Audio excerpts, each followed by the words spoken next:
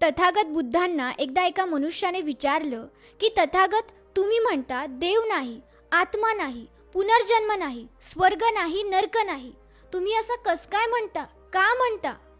यावर तथागत म्हणाले, मी फक्त मनुष्याला वास्तव सत्य काय आहे हे पटवून देण्याचं काम करतो. यावर तो व्यक्ती म्हणाला, मला फारसं कळालं नाही, मला तुम्ही हे व्यवस्थित सोप्या भाषेत सांगाल का? तथागत म्हणाले, माणसाला बाह्य 5 ज्ञानेंद्रिय आहेत, ज्याद्वारे माणूस सत्य जाणतो. डोळे, कान, नाक, जीभ आणि त्वचा यांच्याद्वारे मनुष्याला ज्ञान होतं. माणूस डोळ्यांनी बघतो, कानांनी आवाज ऐकतो, नाकाने श्वास घेतो, त्वचेने स्पर्श ओळखतो, जिभेने चव घेतो. ही 5 ज्ञानेंद्रिय असतात आणि यांच्यामधून कधी कधी 2 ते 3 ज्ञानेंद्रियांचा वापर करून मनुष्य सत्य जाणतो, काहीतरी जाणून घेण्याचा प्रयत्न करतो. जसं की पाणी डोळ्यांनी आपल्याला दिसतं, पण ते गार आहे की गरम हे समजून घेण्यासाठी आपल्याला त्वचेची आवश्यकता असते. गोड आहे की खारट आहे हे कळण्यासाठी जिभेची आवश्यकता असते. तो व्यक्ती म्हणाला की हे सगळं बरोबर आहे, पण या सगळ्याचा देव असण्याशी आणि नसण्याशी काय संबंध?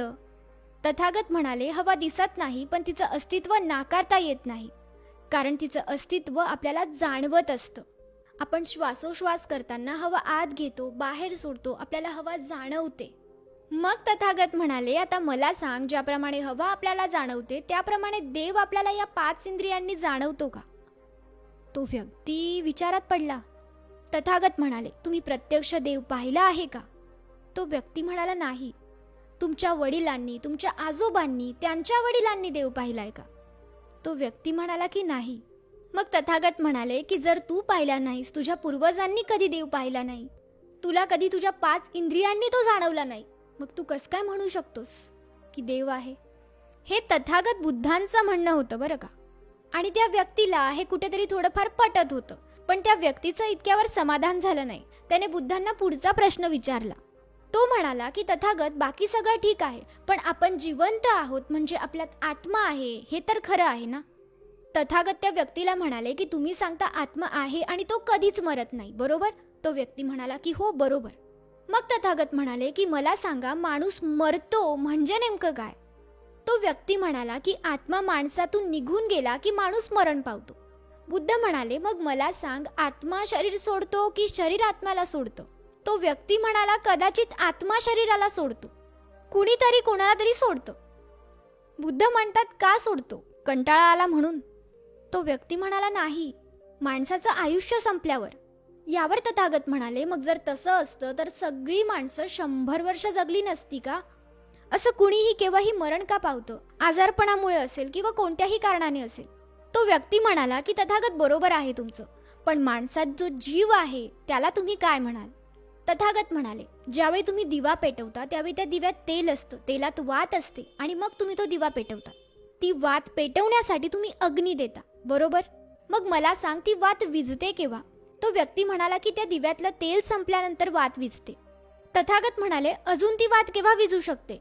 तो व्यक्ती म्हणाला, कदाचित तेल असेल पण वात जळाली तरी सुद्धा ती विझू शकते. तथागत म्हणाले की अजून केव्हा केव्हा ती वात विझू शकते? तो दिवा अजून केव्हा विझू शकतो? त्या व्यक्तीला उत्तर आलं नाही. यावर तथागत म्हणाले की चुकून जोराचा वारा आला, कुणीतरी तो दिवा पाडला तरी सुद्धा ती वात विझू शकते. मग आपला देह म्हणजे ती पंती समजा आणि जीव म्हणजे ती आग. बुद्ध पुढे म्हणाले की सजीवाचा देह हा 4 तत्वांनी बनलेला असतो: पृथ्वी, आग, वायू आणि तेज. पृथ्वी म्हणजे घनरूप पदार्थ म्हणजे माती, आग द्रव पदार्थ म्हणजे पाणी, वायू म्हणजे वारा आणि तेज म्हणजे ऊर्जा, उष्णता. आणि या 4 पैकी ज्यावेळी एक पदार्थ वेगळा होतो त्यावेळी मनुष्य मरण पावतो. ऊर्जा बनणं थांबतं आणि याचमुळे मनुष्य मरण पावतो. पुढे बुद्ध म्हणाले, देव आहे की नाही, आत्मा आहे की नाही याचा फारसा विचार मी करत नाही. या निरर्थक गोष्टीसाठी धम्म वेळ वाया घालवत नाही. मनुष्य जन्माला आल्यापासून जेव्हा तो मरण पावतो तोपर्यंत तो कसे कार्य करतो, कसे कर्म करतो यावर धम्म विचार करतो. काय कर्म केल्यावर काय परिणाम होतात ते धम्म सांगतो. धम्म जिवंतपणी माणसाला स्वर्ग कसा उपभोगता येईल याची जाणीव करून देतो, याची शिकवण देतो.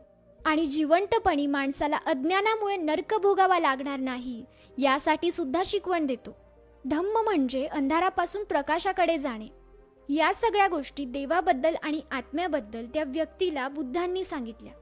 तर याबद्दल तुम्हाला काय वाटतं? कमेंट करून सांगा.